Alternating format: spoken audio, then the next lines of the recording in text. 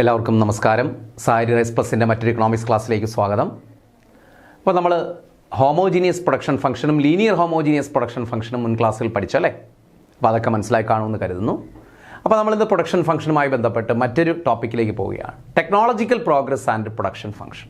അതായത് പ്രൊഡക്ഷൻ ഫംഗ്ഷനെ technological progress, സാങ്കേതിക പുരോഗതി എങ്ങനെയാണ് സ്വാധീനിക്കുന്നത്? നമ്മുടെ മറ്റൊരു സിലബസിലെ മറ്റൊരു ടോപ്പിക്കാണ് technological progress and production function അല്ലേ? നോക്കിയാലോ, ക്ലാസ്സിലേക്ക് പോയാലോ? നോക്കാം. Technological progress and production function എന്താ ഇത് ഉദ്ദേശിക്കുന്നത്? Technological progress occurs with the knowledge of new and more efficient methods of production.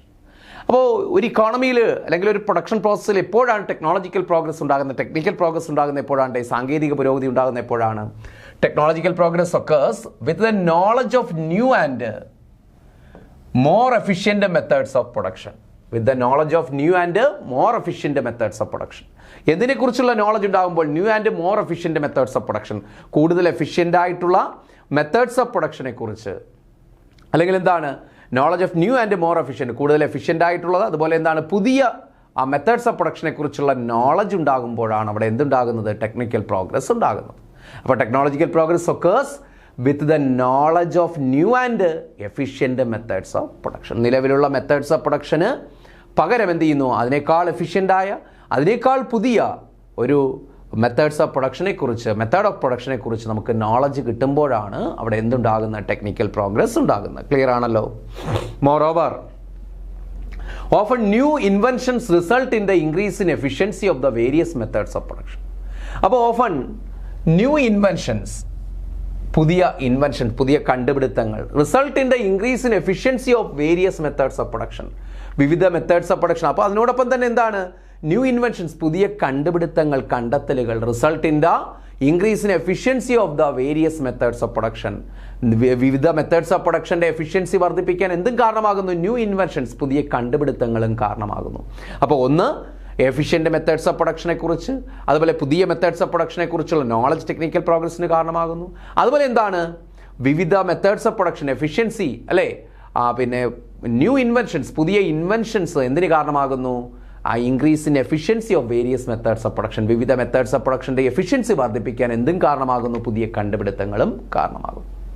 ഇനി while technical progress takes place when some techniques may become inefficient and drop out from the production function. ഇനി പറയാണ് while technical progress takes place, technical progress ഉണ്ടാകുന്ന സമയത്ത് when some techniques may become inefficient, എപ്പോൾ എന്ത് സംഭവിക്കുന്നു? Techniques may become inefficient, techniques എന്താകുന്നു? Inefficient ആകുന്നു, and are drop out from the production function. അപ്പോൾ when technical progress takes place, സാങ്കേതിക പുരോഗതി ഉണ്ടാകുമ്പോൾ നമ്മൾ മനസ്സിലാക്കേണ്ട ഒരു കാര്യം, when some techniques may become inefficient, അതായത് സാങ്കേതിക പുരോഗതി ഉണ്ടാകുന്ന സമയത്ത് some techniques may become inefficient, that means നിലവിലുള്ള ടെക്നിക്സ് എന്താകുന്നു? ഇൻഎഫിഷ്യൻ്റ് ആകുന്നു. കാരണം എന്താ? ഒരു കാലഘട്ടത്തിൽ എഫിഷ്യൻ്റായ ഒരു ടെക്നിക്കൽ പ്രോഗ്രസ്സിലൂടെ നമ്മൾ കൊണ്ടുവന്നൊരു പ്രൊഡക്ഷൻ ഫംഗ്ഷൻ അല്ലെങ്കിൽ ഒരു മെത്തേഡ് ഓഫ് പ്രൊഡക്ഷൻ, ആ മെത്തേഡ് ഓഫ് പ്രൊഡക്ഷനിൽ നമ്മളിങ്ങനെ ഓപ്പറേറ്റ് ചെയ്തുകൊണ്ടിരിക്കുന്നു. ആ സമയത്താണ് ഒരു ഇൻവെൻഷൻ വരുന്നത്. അപ്പോൾ ഒരു പുതിയ ടെക്നിക്കൽ പ്രോഗ്രസ് വരുന്നു. ആ സമയത്ത് നേരത്തെ ഉപയോഗിച്ചുകൊണ്ടിരുന്ന ടെക്നോളജി എന്താകുന്നു? ഇൻഎഫിഷ്യൻ്റ് ആകുന്നു, and drop out from the production function. അത് പ്രൊഡക്ഷൻ ഫംഗ്ഷനിൽ എന്ത് ചെയ്യുന്നു? ഡ്രോപ്പ് ഔട്ട്, വിഡ്രോ ചെയ്യേണ്ടി വരുന്നു, നമുക്ക് പിൻവലിക്കേണ്ടി വരുന്നത് ഡ്രോപ്പ് ഔട്ടായി തീരുന്നു. ക്ലിയർ ആണല്ലോ? ഇതാണ് ടെക്നിക്കൽ പ്രോഗ്രസിനെ കുറിച്ചുള്ള ഇൻട്രൊഡക്ഷൻ എന്ന് പറയുന്നത്. ഇനി these ongoing changes in technical progress are considered as technology progress അല്ലെങ്കിൽ technological progress. അപ്പോൾ these ongoing changes in technological progress, ഈ ongoing changes, technological progressലെ ongoing changes are considered as technological progress. ഈ ongoing changesനെ നമുക്ക് എന്തെന്ന് പറയാം? ടെക്നോളജിക്കൽ പ്രോഗ്രസ് എന്ന് പറയാം. അപ്പോൾ these ongoing changes in technological progress, ഈ ടെക്നോളജിക്കൽ പ്രോഗ്രസ്സിൽ ഉണ്ടാകുന്ന നമ്മൾ ഈ പറഞ്ഞ മാറ്റങ്ങൾ, ഇതിനെ നമുക്ക് ടെക്നിക്കൽ പ്രോഗ്രസ് എന്ന് പറയാം. ക്ലിയർ ആണല്ലോ? ഇനി technological progress may also be due to product innovation. Technological progress എന്തിൻ്റെ ഫലമായിട്ടുണ്ടാകാം? പ്രോഡക്റ്റ് ഇന്നോവേഷൻ്റെ ഫലമായിട്ടുണ്ടാകാം. നിലവിലുള്ള പ്രോഡക്റ്റിൽ എന്തെങ്കിലും ചേഞ്ചസ് വരുത്തുമ്പോൾ, നിലവിലുള്ള പ്രോഡക്റ്റിൻ്റെ ക്വാളിറ്റിയിൽ വ്യത്യാസം വരുത്തുക, പാക്കിങ്ങിൽ വ്യത്യാസം വരുത്തുക അല്ലേ? ആ പ്രോഡക്റ്റ് ഇന്നോവേഷനിലൂടെയും എന്തുണ്ട് എന്ന് പറയാം? ടെക്നോളജിക്കൽ പ്രോഗ്രസ് എന്ന് പറയാം. നമ്മളിപ്പോൾ പറഞ്ഞ കാര്യങ്ങൾ മെത്തേഡ് ഓഫ് പ്രൊഡക്ഷൻ്റെ ഭാഗത്തു നിന്നല്ലാതെ പ്രോഡക്റ്റിൻ്റെ ഔട്ട്പുട്ടിൻ്റെ ഇന്നോവേഷനിലൂടെയും എന്ത് എന്ത് സാധ്യമാകുന്നു? ടെക്നോളജിക്കൽ പ്രോഗ്രസ് സാധ്യമാകുന്നു. Here we deal only with process innovation. ഇവിടെ നമ്മൾ എന്തിലൂടെയാണ്? മെത്തേഡ് ഓഫ് പ്രൊഡക്ഷൻ്റെ ഭാഗത്തുനിന്ന്, പ്രോസസ് ഫാക്ടേഴ്സ് ഓഫ് പ്രൊഡക്ഷൻ്റെ ഭാഗത്തു നിന്നുള്ള ഇന്നോവേഷനാണ് നമ്മൾ ഡിസ്കസ് ചെയ്യുന്നത്. അപ്പോൾ അവിടെ ഓർത്തിരിക്കുക, ടെക്നോളജിക്കൽ പ്രോഗ്രസ് എന്ന് പറയുന്നത് may also be due to product innovation. പ്രോഡക്റ്റിൻ്റെ ഇന്നോവേഷനിലൂടെയും എന്തുണ്ടാകുന്നുണ്ട്? യഥാർത്ഥത്തിൽ ടെക്നിക്കൽ പ്രോഗ്രസ്. അതായത് പ്രോഡക്ട്സിൽ, ഞാൻ നേരത്തെ പറഞ്ഞില്ലേ, പ്രോഡക്ട്സിൽ ചേഞ്ചസ് കൊണ്ടുവരിക, അല്ലെ ക്വാളിറ്റിയിൽ വ്യത്യാസം വരുത്തുക, കളറിൽ വ്യത്യാസം വരുത്തുക, അങ്ങനെയൊക്കെ സെയിൽസ് കൂട്ടാൻ പറ്റും. അതെന്താണ്? പ്രോഡക്റ്റ് ഇന്നോവേഷനാണ്. It is also a technical progress. എന്നാൽ എന്താണ് ഇവിടെ നമ്മൾ ഡീൽ ചെയ്യുന്നത്? ഇവിടെ നമ്മൾ ഡിസ്കസ് ചെയ്യുന്ന പ്രോസസ് ഇന്നോവേഷനാണ്. അതായത് പ്രൊഡക്ഷനിലേക്ക് നയിക്കുന്ന പ്രോസസ്, പ്രൊഡക്ഷൻ പ്രോസസ്, അതിൻ്റെ ഇന്നോവേഷനാണ് നമ്മളിവിടെ ഡിസ്കസ് ചെയ്യുന്നത്, നോട്ട് പ്രോഡക്റ്റ് ഇന്നോവേഷൻ. ഓക്കെ. ഇനി technical progress may also change the shape of the isoquant. നോക്ക്, technical progress may also change the shape. Technical progress ഉണ്ടാകുമ്പോൾ ഓർക്കുക, ആൾസോ ചേഞ്ച് ദ ഷേപ്പ്. എന്തിലും മാറ്റം ഉണ്ടാകുന്നു? ഷേപ്പിൽ മാറ്റം ഉണ്ടാകുന്നു. As well as the produce a shift, as well as produce a shift of the ഐസോകോൺ. അതായത് ടെക്നിക്കൽ പ്രോഗ്രസ് ഉണ്ടാകുമ്പോൾ ഐസോകോണ്ടിൽ ഷിഫ്റ്റ് ഉണ്ടാകും. അതുപോലെ തന്നെ എന്ത്? അതിൻ്റെ ഷേപ്പിലും വ്യത്യാസമുണ്ടാകും, ആകൃതിയിലും വ്യത്യാസമുണ്ട്. എന്തിൻ്റെ? ഐസോകോണ്ട്. കാരണം പ്രൊഡക്ഷനെ റെപ്രസെൻ്റ് ചെയ്യുന്ന ഐസോകോണ്ടാണല്ലോ, പ്രോഡക്റ്റ് ലെവലിനെ റെപ്രസെൻ്റ് ചെയ്യുന്ന ഐസോകോണ്ടാണ്. അപ്പോൾ ടെക്നിക്കൽ പ്രോഗ്രസ് ഉണ്ടാകുമ്പോൾ technical progress may also change the shape as well as produce a shift of the isoquant. അപ്പോൾ ഐസോകോണ്ടിൽ എന്ത്? ഐസോകോണ്ടിൻ്റെ ഷിഫ്റ്റിന് കാരണമാകുന്നത്, അതായത് as well as produce a shift, ഐസോകോണ്ടിൽ ഒരു ഷിഫ്റ്റ് ഉണ്ടാക്കുന്നത് പോലെ എന്ത്? അതിൻ്റെ ഷേപ്പിലും വ്യത്യാസം ഉണ്ടാകുന്നു. എന്ത് മൂലം? Due to technical progress. Technical progress. അപ്പോൾ ടെക്നിക്കൽ പ്രോഗ്രസ് ഉണ്ടാകുമ്പോൾ എന്തൊക്കെയാണ് വ്യത്യാസം? ഐസോകോണ്ടിൻ്റെ ഷേപ്പിൽ വ്യത്യാസം വരുന്നു, അതുപോലെ ഐസോകോണ്ട് ഷിഫ്റ്റ് ചെയ്യപ്പെടുന്നു. ക്ലിയർ ആണല്ലോ? അതൊരു നല്ലൊരു പോയിന്റാണ്, നോട്ട് ചെയ്ത് പഠിക്കേണ്ട ഒരു പോയിന്റാണ്.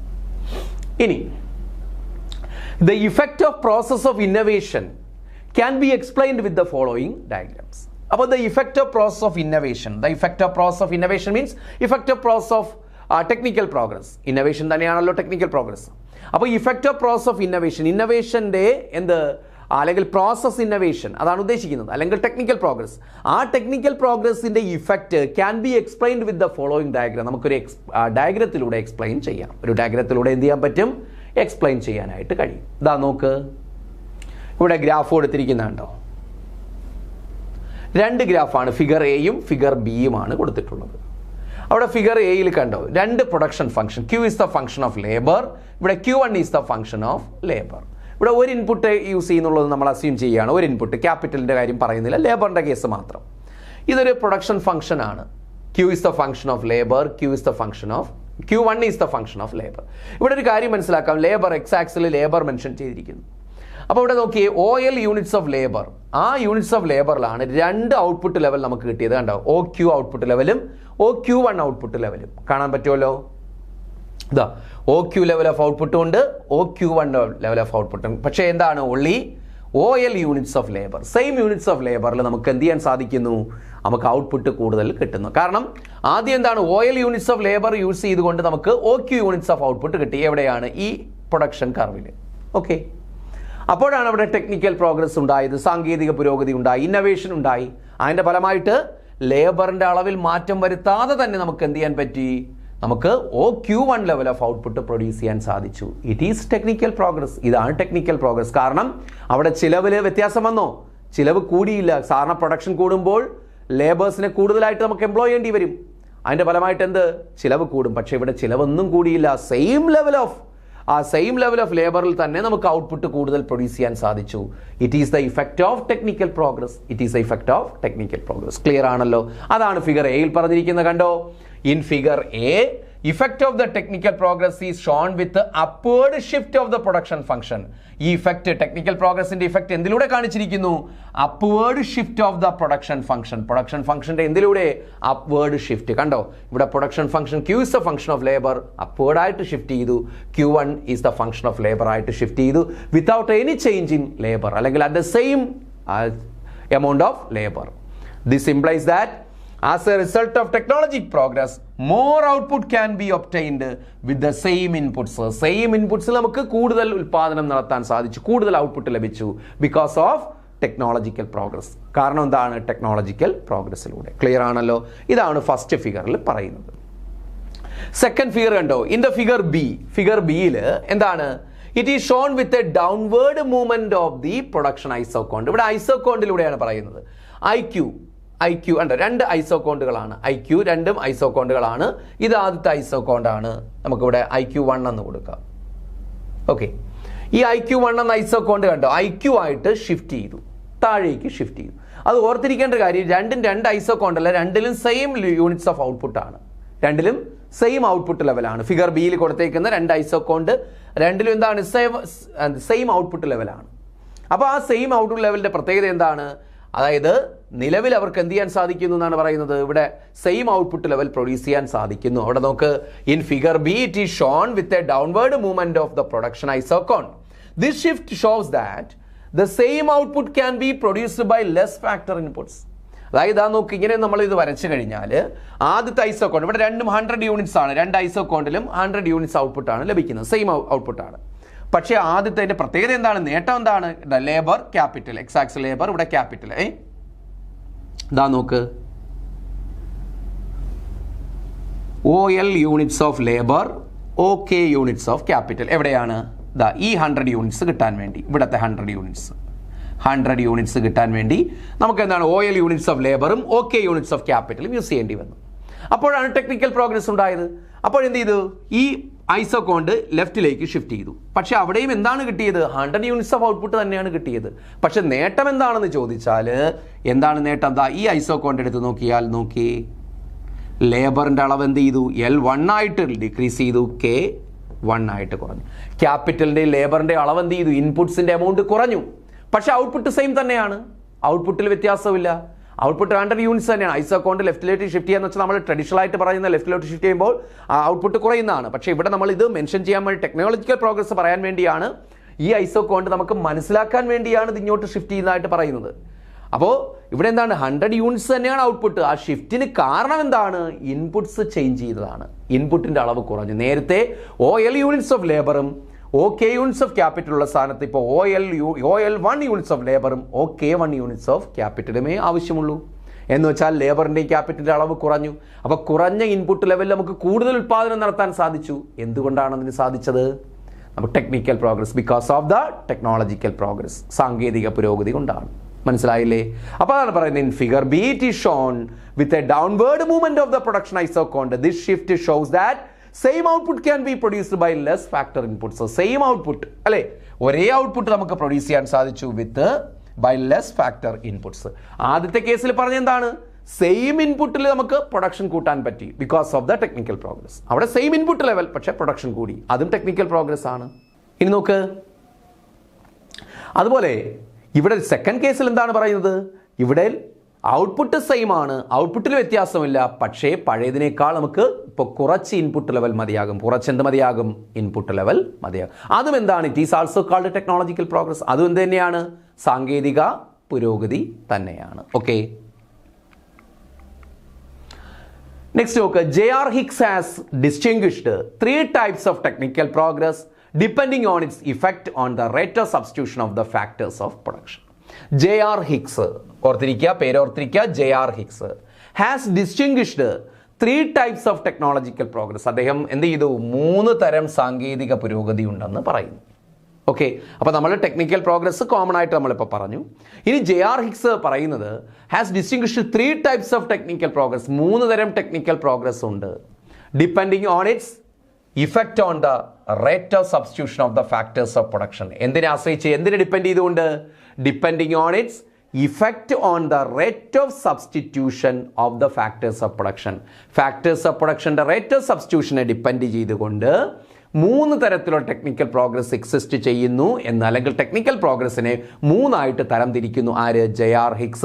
എന്തിനെ ഡിപ്പെൻഡ് ചെയ്തുകൊണ്ടാണ്? Depending on its effect on the rate of substitution of the factors of production. Factors of പ്രൊഡക്ഷൻ്റെ rate of substitution, factors of production എന്ന് വെച്ചാൽ ലേബറും ക്യാപിറ്റലുമാണ് നമ്മൾ കൺസിഡർ ചെയ്യുന്നത്.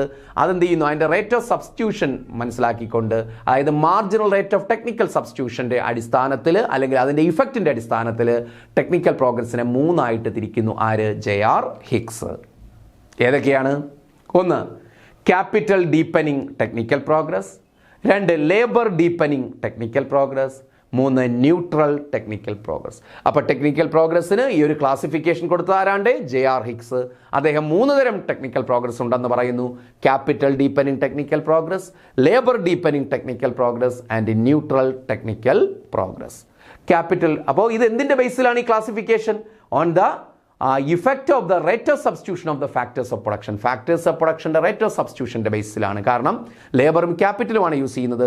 ലേബറിൻ്റെ അളവ് കൂട്ടുമ്പോൾ നമുക്ക് ക്യാപിറ്റലിൻ്റെ അളവ് എന്ത് ചെയ്യേണ്ടി വരും? കുറയ്ക്കേണ്ടി വരും. ക്യാപിറ്റൽ അളവ് കൂട്ടുമ്പോൾ ലേബറിൻ്റെ അളവ് എന്ത് ചെയ്യേണ്ടി വരും? ക്യാപിറ്റലിൻ്റെ അളവ് വർദ്ധിപ്പിക്കുമ്പോൾ ലേബറിൻ്റെ അളവ് കുറയ്ക്കേണ്ടി വരും. ആ സബ്സ്റ്റിറ്റ്യൂഷൻ, അങ്ങനെ ഒരു സബ്സ്റ്റിറ്റ്യൂഷൻ നടക്കുന്നുണ്ട്. ആ സബ്സ്റ്റിറ്റ്യൂഷൻ്റെ ബേസിസിലാണ് ഈ ഒരു ടെക്നിക്കൽ പ്രോഗ്രസ്സിന് ഇങ്ങനെ 3 ആയിട്ട് തിരിക്കുന്നത്. ക്ലിയർ ആണല്ലോ? Okay, thank you.